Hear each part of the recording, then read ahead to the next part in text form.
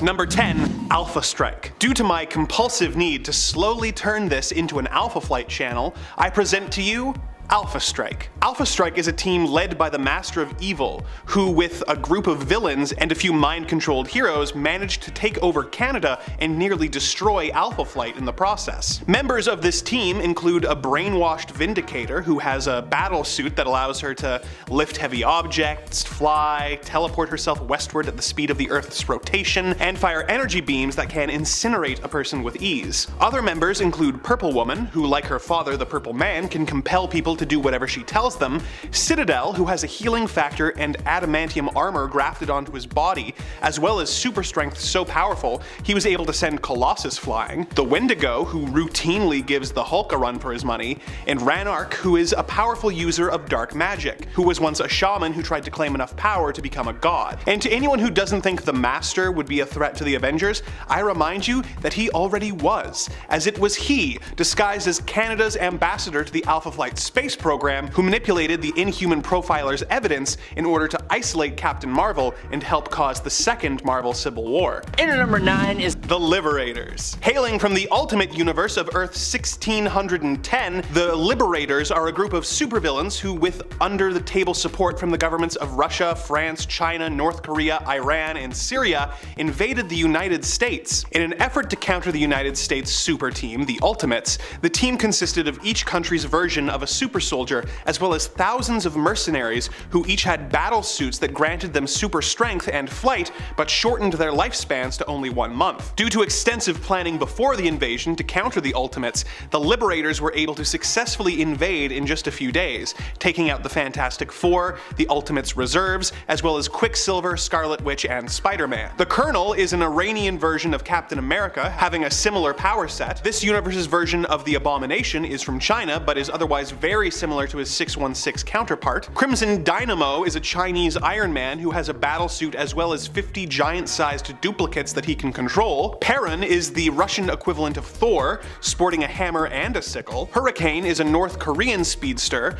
The ultimate version of Swarm is a mutant woman from Syria who can control millions of bugs at a time. Schizoid Man is the Frenchman who can duplicate himself in a manner similar to Multiple Man. And rounding out the team is the god of mischief himself, Loki, who doesn't have a personal stake in the fight, but thought it could be fun to help start World War III. Between all these superpowered foes and their augmented army, the Avengers of Earth 616 would have a hard time overcoming these Liberators. Number 8. The UFOs. The UFOs are a group of Hulk villains who wanted to recreate the accident that gave the Fantastic Four their powers. They hired the engineers who built the Fantastic Four's original ship and set off, hoping to be pelted by cosmic rays. Their ground facility was discovered by Bruce Banner, who thought the team were being exposed to the rays by accident and brought the shuttle down. The team resented the fact that Banner tried to save them, as they thought that longer exposure would have made them even more powerful. This resentment caused them to vow revenge on Banner and the Hulk. The UFOs have 4 members: Ironclad, X-Ray, Vapor, and Vector. Ironclad was transformed by the cosmic rays into organic metal that he can control, making him able to increase or decrease his weight at will. This allows him to hover in the air or come down on his enemies with the force of a mountain. He also has superhuman strength and durability. X-Ray was transformed into living energy and therefore can't really be hurt. He can fly, turn invisible, and emit radiation blasts, as well as negative gamma rays, which allow him to transform Hulk back into his human form. I suppose he could also use this power to give most of the Avengers cancer. Vapor can transform into any gas she wants, usually using it to poison her enemies. Vector has telekinetic powers which he can use to move objects as well as focus into blasts, which have shown to be able to flame most of the Hulk's skin. Sure, the Hulk has managed to take them out on his own, but if they can get him off the board with X-Ray's powers, the other Avengers will have a challenge taking out this supergroup gone bad. Number 7. The Sinister Six. Spider-Man is one of the best heroes Marvel has to offer. Maybe not the most powerful, but arguably the most popular and inspiring. But gosh darn it if he doesn't have a knack for absolutely ticking off his villains with incredibly good, and some might say annoying, quips. He drives villains insane, which is likely why his 6 greatest villains came together to try and bring him down for good. The original team was made up of Dr. Octopus, Electro, Kraven the Hunter, Mysterio, Sandman, and the Vulture, and each one of these villains can arguably give the Avengers a hell of a time on their own, but together they are a force to be reckoned with. There have been multiple different versions of this team with other villains swapping out, and sometimes they've even had more than just 6 villains on the team. Dr. Octopus, Electro, and the Vulture are usually there, but some other strong villains who have shown up on this team include Green Goblin and Hobgoblin, Lizard, Rhino, Scorpion, Shocker, Venom, and Swarm. Now, I'm keeping them all the way up here because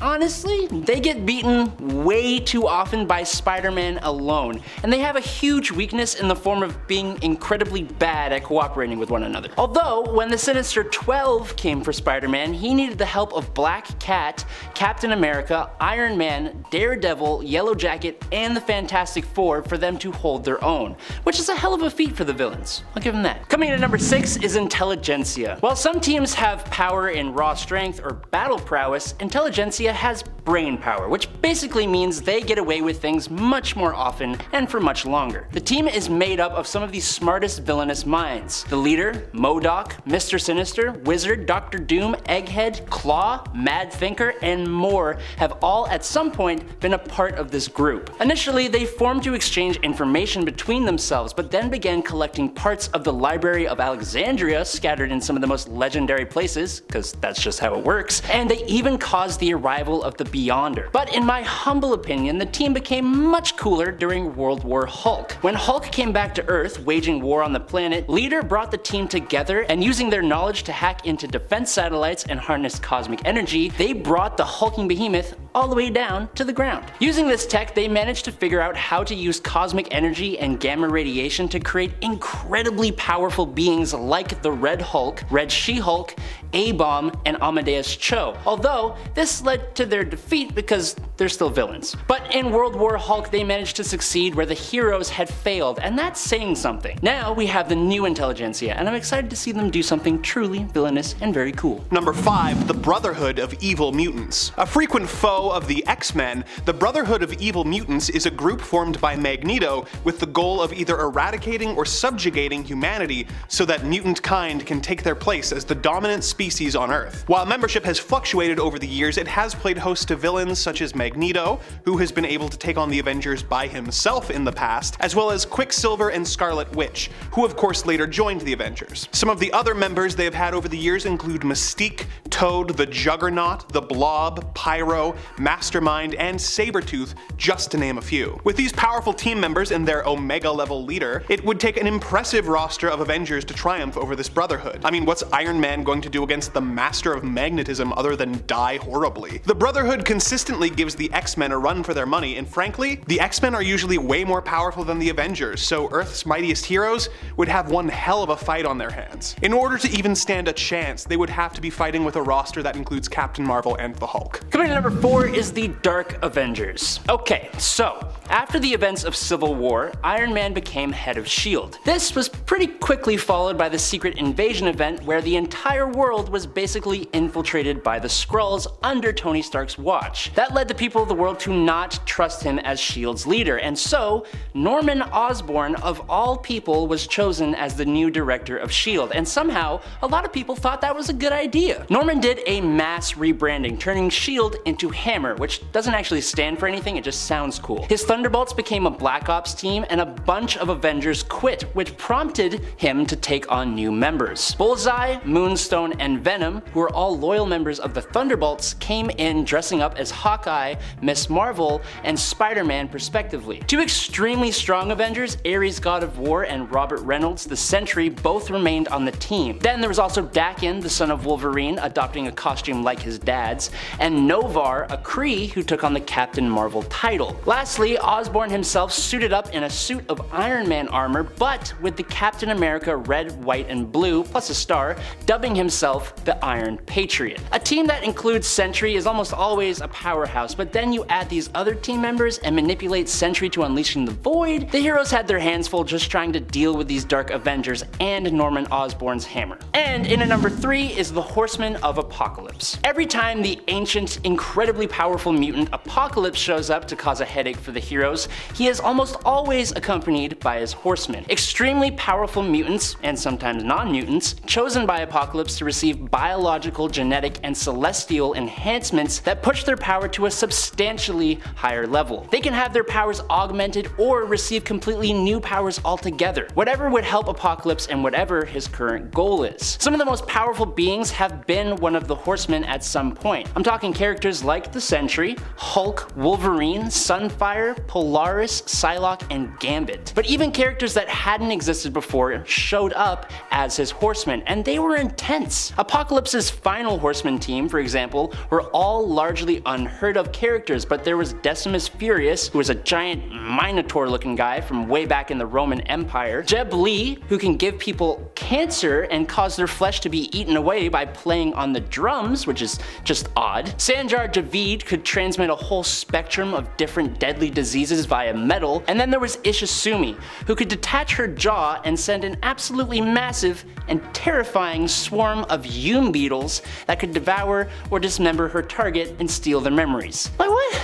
And I haven't even spoken about the first Horseman, and I'm not going to. Number 2, the Black Order. The goal of the Mad Titan Thanos is to wage war on life itself in an effort to impress the woman he loves, who also happens to be Death. In order to help him with this goal, he has assembled a team of aliens to serve as his generals, the Black Order. Members include Corvus Glaive, who is not only a tactical genius, but immortal as long as his blade remains intact. Hela, the goddess of death, the Primordial Elder, the Challenger, who can access residual energy from the Big Bang, the telekinetic sorcerer Ebony Maw with persuasive powers, Black Swan, who can shoot optic blasts and has so much strength that she escaped from a prison designed to hold a Herald of Galactus, Black Dwarf, who is pretty much just big and strong, and Proxima Midnight, who is an expert combatant with super strength, endurance, and near invulnerability. They were memorably featured in the Infinity War movie and caused just as much, if not more, trouble for the heroes in the comics as they do in the film. And in at number 1 is the CABAL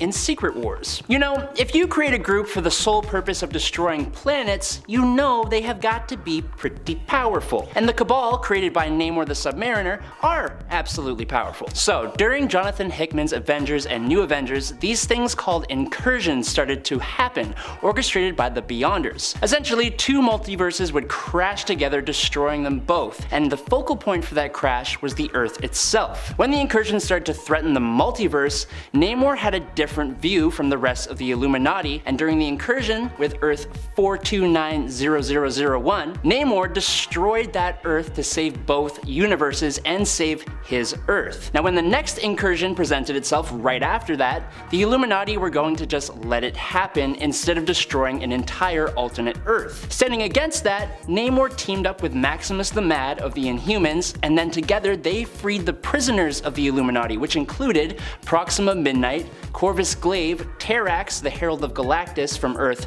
13054, Black Swan, and the Mad Titan Thanos himself. Basically, this is like the Black Order from the last point, plus some insanely powerful additions. And they are very powerful. This group of villainous powerhouses were sanctioned by the United Nations to destroy the alternate Earths that appeared during incursions. While Namor had planned to use explosions to destroy the other Earths, Thanos, who pretty much took control of the group, led them in what was basically a complete and utter slaughter. After Namor tried to betray the group during another incursion, they instead became trapped on the other Earth and escaped to the ultimate 1610 universe, where they welcomed an evil alternate version of Reed Richards, known as the Maker, onto that team, making them even more powerful. When they survived the end of the multiverse and end up on Battleworld, this group was strong enough to face an army of Thors, but they didn't really stand a chance against God Emperor Doom. Number 10, X-Force. X-Force is known for being one of the most ruthless mutant and X-Men related teams in the comics. It was initially more Cable's team and was used like a sort of time police force to remove threats to the timeline. However, as time time went on, the name became repurposed and is now more associated with someone like Wolverine, known for being a sort of mutant black ops team, usually that he leads. Currently, Krakoa is equivalent to America's CIA, and in fact very currently, as of right now in 2022 at the time of this recording, the team is more Hank McCoy, Beast's team, which has recently moved out of the shadows, with Beast deciding to no longer basically hide all the morally questionable, super shady decisions that he's been making to eliminate threats and keep Krakoa safe. Although sometimes it seems like his true aim may actually be something more sinister, because it is an interesting way of trying to keep people safe. And friends, before I move on to my next spot on this list, if you love what we do here at Top 10 Nerd and you love the X-Men, then we have a playlist for you. It's our X-Men playlist. Go check it out and you can watch all the X-Men content that we've done.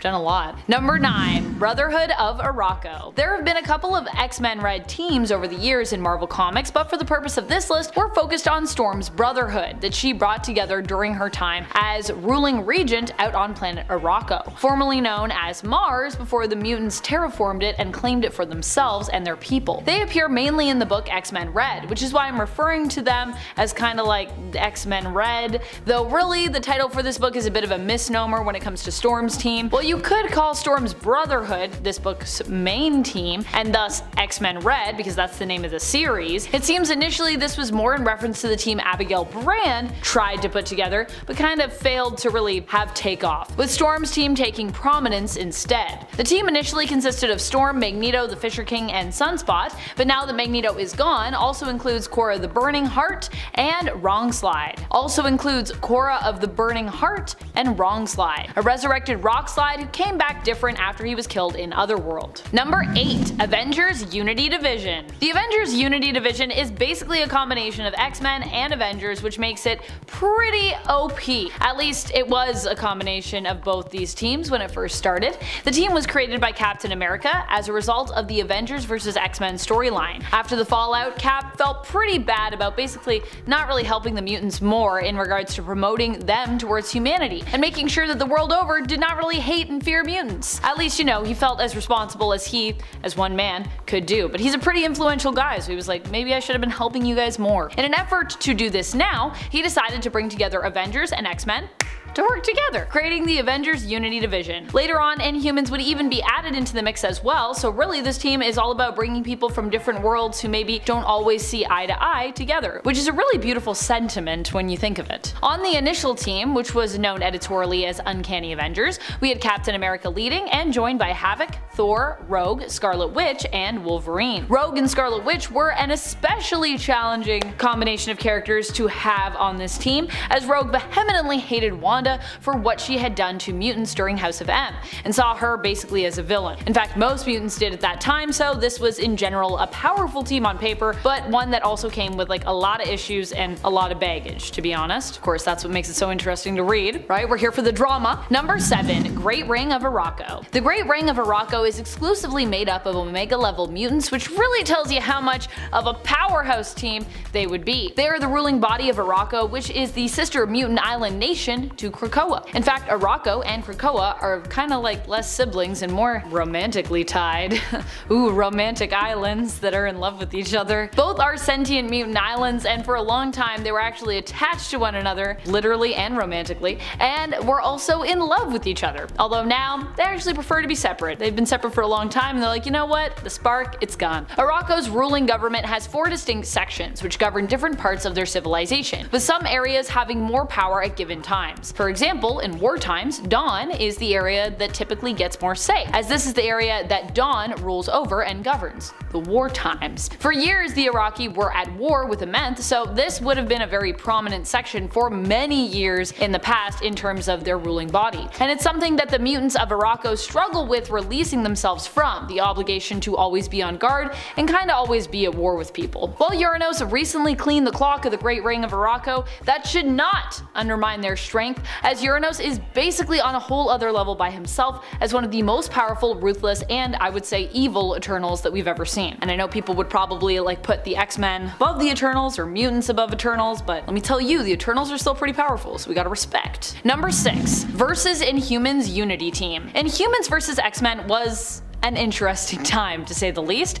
We basically had to come up with a reason for these two groups to fight one another, which we did by making the mutants deathly allergic to Terrigen mists, which had actually been released around the world, which ended up killing, a lot of mutants. As a result, Emma Frost made a martyr out of Cyclops, using him to propel forward her own plot to eliminate the threat of the Inhumans. She ended up being one of the main leaders of this team, which was sort of a unity squad bringing together all mutant-related X-teams, primarily Magneto's X-Men, an X-Men team with past versions of the characters, and a more current X-Men team, in addition to some other mutants who have served on X-Men teams before. Number 5. Sword Bearers of ARAKKO. I mean, when you consider the Sword Bearers of ARAKKO, we're all pretty much kicking the champions of Krakoa's butts, kinda have to put them high up on this list, right? Well, the Araki are newer when it comes to the mutant status quo, and what we consider to be, an X-team, considering we kinda just met them, and they are loosely tied to the X-Men through both their connection to Apocalypse and,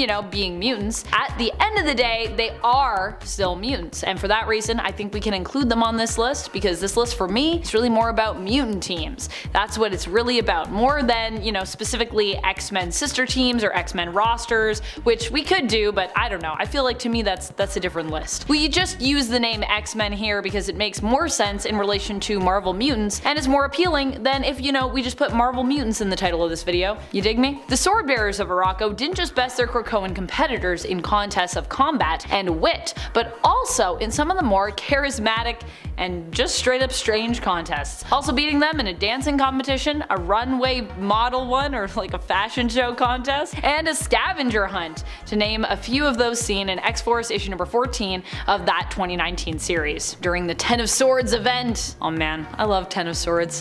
Number 4. The Five. The Five have to be one of my favorite teams to this day. They also in essence stand to represent this current era of X-Men, which seems sadly finally be coming to a close. Oh no, I'm going to be so sad to see it end. I'm not ready to say goodbye.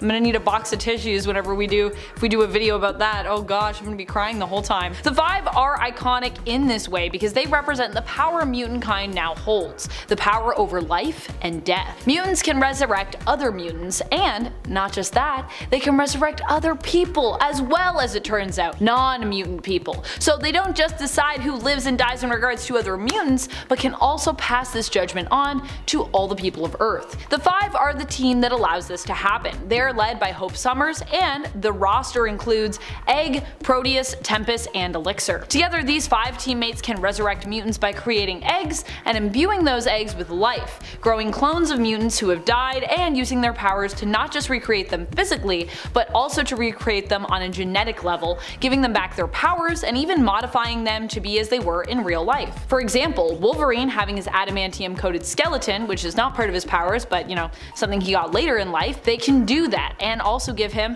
those sweet adamantium claws. In addition, the Five also use backups Professor X keeps on Cerebro for all mutants to restore their memories as well, so that they are in essence the same person who died recently. Although the question of what this means for their soul is still something that I think we're considering, and I wonder if that will have repercussions after we end this era. Who hasn't died? That's gonna be the real question. Who hasn't died yet? We should do a list on that. Number 3. Extinction. The Extinction team truly is a scary one. They were around at a time when the Phoenix Force was believed to be returning to Earth. It was thought that the Phoenix Force wanted to merge with mutant messiah Hope Summers and have her act as its host. While the X-Men were more optimistic about the Phoenix's return, the Avengers were not so optimistic. As a result, the mutants deployed their own team to fight against the Avengers, but which was initially also created to defend the mutant island of Utopia and, honestly, the world against extinction level threats. Hence the name, the Extinction team, you know what I mean? The Extinction team included Cyclops, Magneto, Namor, Storm, Dagger, Magic, Hope Summers, Emma Frost, and Colossus. Talk about a powerhouse lineup. Never mind the Phoenix Force,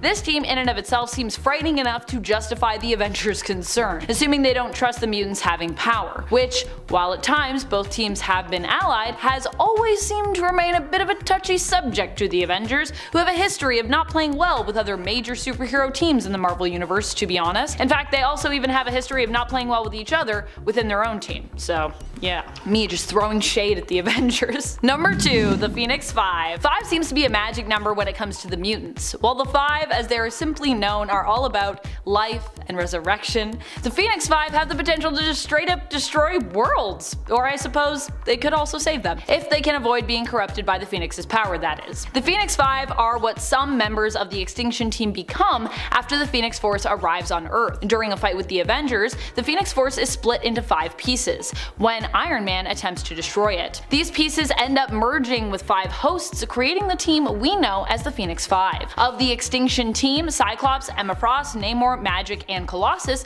are the ones who end up as the Phoenix's hosts, dividing the team. While initially the members of the Phoenix 5 attempt to use their newfound power for good, they all end up kinda getting corrupted, with other members also stealing their power until it is all combined into one host, ending with Scott Summers, aka Cyclops. We all know how that went. Professor X ended up as a dead guy. Number 1, X-Men. Obviously, one of the best and most powerful around has to be the X-Men. I mean, come on. Of course I'm gonna pick the X-Men. I mean, is it too obvious? I don't know, but it's true. And I would say we've actually had one of the best X-Men rosters in recent years, with the previous roster that included Jean Grey, Cyclops, Synch, Lara Kinney's Wolverine, Rogue, Polaris, and Sunfire. While the team has had many different rosters throughout the years that have been standout, Jerry Dugan's team was pretty stacked, especially when you consider you have 2 people that can use other people's powers, one of whom can sync with anyone else on the team. And the current team as well is also fairly stacked, especially with Bobby returning to the main X-Men team and him being a pretty unstoppable force as an Omega level mutant. I mean, honestly, I think Iceman, if he was just a team, he could be a one-man team. That's how powerful he is. If we also considered amassing all the X-Men that had ever served to make one giant super team, then the X-Men would also definitely be the most powerful, as they've had so many members rotate on and off the team throughout the years. Even the team from the classic era, still being younger too, at the time that is, they're not as young now, were pretty powerful. And then of course there were the 80s and the 90s for X-Men, which also saw a lot of really powerful lineups, to be honest, with Kitty Pryde, Logan's Wolverine, Rogue, Havoc, Polaris, and even powerhouses like Magneto and Rachel Summers joining the team. Rachel Summers herself could also be a one-woman team. Number 10, Midnight Suns. Midnight Suns is basically Marvel's main magical team. At least currently that's who we got. Midnight Suns typically deal with threats that are more mystical or supernatural in nature. They were brought together initially by Doctor Strange to fight against Lilith and her small army of demonic offspring known as the Lilin, which, I mean, of course this team would be brought together by Doctor Strange, right? Each member of the original team roster had interacted with the Lilin before, which was what tied them all together. Team members and leaders have included Doctor Strange, Wong, Blade, Morbius, Magik, Nico Minoru, Wolverine, Zoe Laveau, Kushala, Dr. Voodoo, Elsa Bloodstone, multiple Ghost Riders,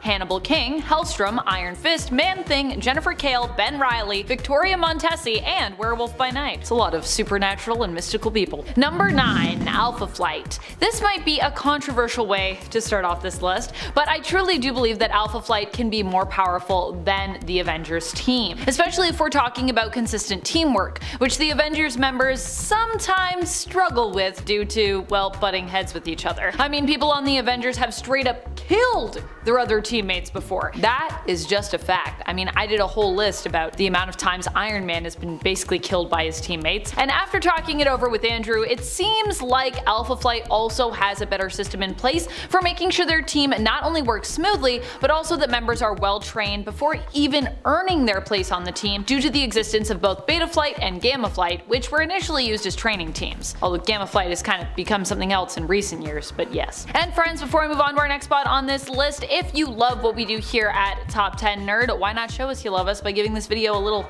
like? Click that thumbs up. Number 8, Web Warriors. The Web Warriors are a fantastic multiversal team that spun out of the events of Spider-Verse, but even before they existed in the comics, they and the Spider-Verse were inspired by the team-ups of multiversal Spider-Man in the 90s Spider-Man animated series. The Web Warriors were brought together by the multiversal threat of the Inheritors, who hunted down various alternate spider people, known as Spider Totems, across the Marvel multiverse. After they were defeated during the Spider-Verse event and the dust had settled, the Web Warriors were created to defend those worlds, who were left afterwards without a hero. Considering how powerful Peter Parker's Spider-Man is, I think you can understand how a team made up of various alternate versions of the character would be off the charts when it comes to their power level. I mean, Spider-Man himself is pretty crazy, like a team of Spider-Men. I wish we had an Avengers team that was actually just like different spider people. That could be pretty cool. Number 7, Fantastic Four. The Fantastic Four, despite being often smaller in number,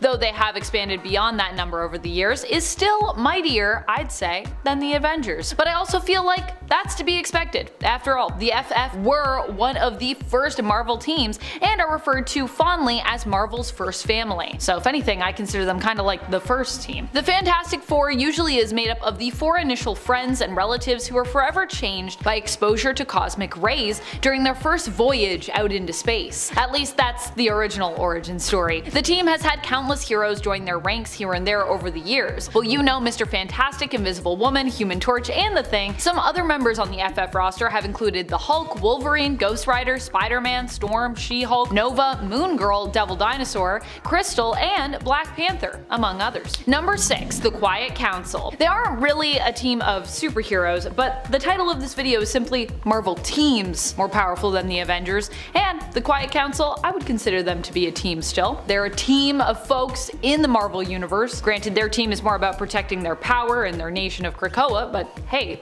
I think it still counts. The Krakoan Quiet Council as such is composed of not just mutant superheroes, but mutant villains as well, as Krakoa is said to be a place for all mutants, where past misdeeds are forgiven in the name of creating a better tomorrow and a safe haven for all mutants. Current members include some of the most prominent, iconic, and powerful mutants in all of existence: Destiny, Hope Summers, Storm, Exodus, Professor X, Emma Frost, Mr. Sinister, Captain Kate Pryde, Mystique, and Sebastian Shaw. Formerly, the council also featured such additional powerhouses as Apocalypse, Magneto, and Jean Grey, besides. Number 5, X-Men. I mean, of course I was going to put the X-Men on this list. Y'all know me, I'm a huge mutant fan. And the premier mutant team in the comics, of course, is the X-Men. I've also loved that over the years the X-Men has become more of a global team than just necessarily an American one. Unlike the Avengers, which has tended to remain mostly American in terms of their prominent team members throughout the years. I mean, most of the people on the Avengers tend to be American, not always, but I feel like the X-Men is a little bit more global in that regard. Although they do also have a lot of American members.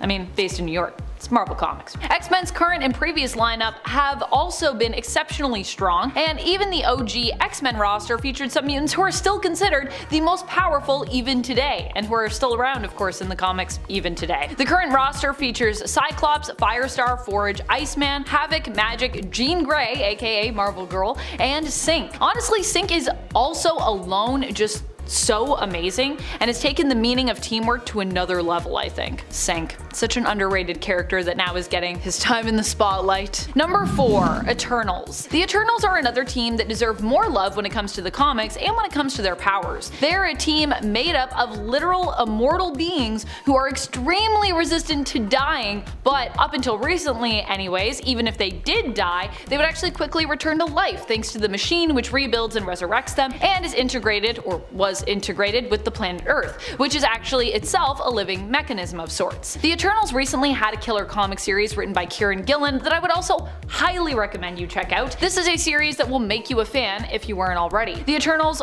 all also possess a unique power comparable to a powerful ability of mutant villain Apocalypse. They can manipulate and alter their own molecular structure, having complete control of it, and some, like Circe, can even manipulate matter in general, be it organic or inorganic. Number 3, God Squad. The God Squad was brought together to combat another group of gods, the Skrull Pantheon. The team made their first appearance in Incredible Hercules issue 117, but while Hercules would become their leader, they were actually brought together by Athena's command. Although she didn't serve on the team, a bunch of other super powerful individuals and gods did. With Hercules leading, their roster over time also included Thor, Circe, the Silver Surfer, Ajax, Amadeus Cho, Snowbird, Mikaboshi, Adam, Galactus, and Venus. The God Squad only made a few appearances, but I still think they're a super cool team, and I'm still disappointed we didn't get to see them in Thor Love and Thunder. I was kind of hoping. God Squad, but alas. Number 2, the Annihilators. The Annihilators are an insane cosmic team, and you know how I feel about the cosmic world of Marvel. It's probably one of the most powerful areas. The Annihilators first appeared in Thanos Imperative Devastation issue number 1, and were created by Dan Abnett Andy Lanning and Miguel Sepulveda, during a time when the Guardians were getting a refresh by Abnett and Lanning in the comics. The team was actually inspired by Star-Lord himself, who had an idea for a truly badass team of galactic Guardians, which Cosmo put into action. The team has featured Beta Ray Bill, Silver Surfer, Gladiator, Icon, Quasar, and Ronan the Accuser. At one point they used their powers to combine two suns together and prevented them from going supernova. So yeah, that's the power level that we're talking about. Number 1, the Defenders. I feel like the Defenders is a team that is often forgotten, but is randomly like one of the best superhero teams we've ever seen from Marvel. Perhaps this also has to do with the fact that none of its members ever really wanted to join or be there, at least not initially. The Defenders was the name given initially to the reluctant team up of the Hulk, Namor, and Doctor Strange, with Strange acting as the de facto leader of the team. Also, just having Doctor Strange as the leader of any team makes it pretty impressive, hence why the Midnight Suns are also on here. When it comes to Avengers teams, he tends to be more elusive, and even solo, he's known for being a powerhouse, so combine him with other powerhouses on a team, albeit ones, you know, in different categories like the Hulk and Namor, and you can see how this team becomes seemingly unstoppable. In fact, I feel like the fact that each of these heroes, you know, kind of has their own thing going on is what makes the Defenders so great. And they've also had a lot of other people join them throughout the years that have also been insane. As long as they all happen to be working together, the Defenders is a pretty great team, which of course, especially in the beginning, wasn't always the case. But hey, they figured it out.